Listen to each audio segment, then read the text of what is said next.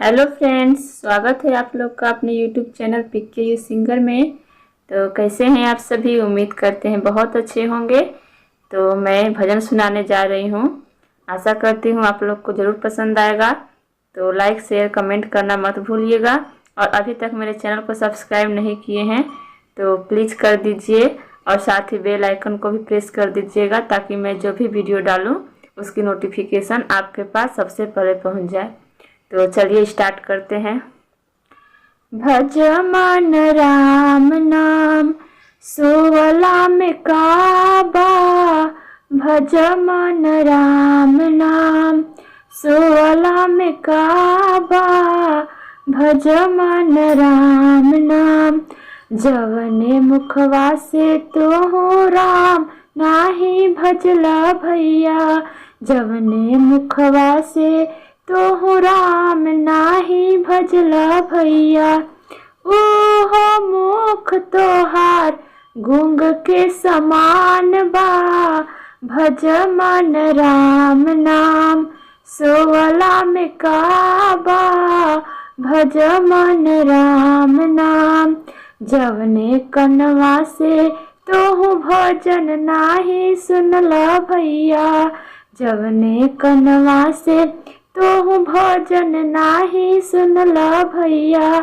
ओहो कान तोहार बहिर के समान बा, भज मन राम नाम सोवला में काबा, भज मन राम नाम जवने अखिया से तो दर्शन नाही कैला भैया, जवने अखिया से तो दर्शन नाही कैला भैया।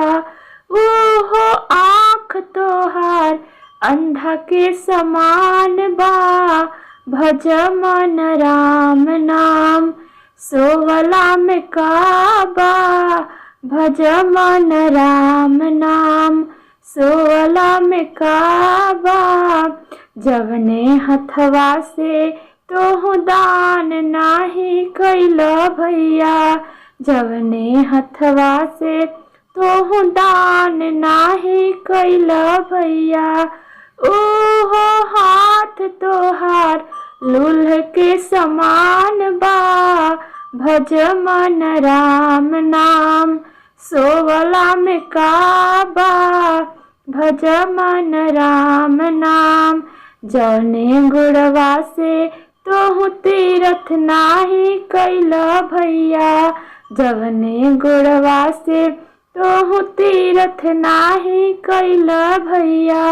ओहो गोड़ तोहार लंगड़ के समान बा, भज मन राम नाम सोवला में काबा, भज मन राम नाम सोवला में काबा, भज मन राम नाम। Thank you.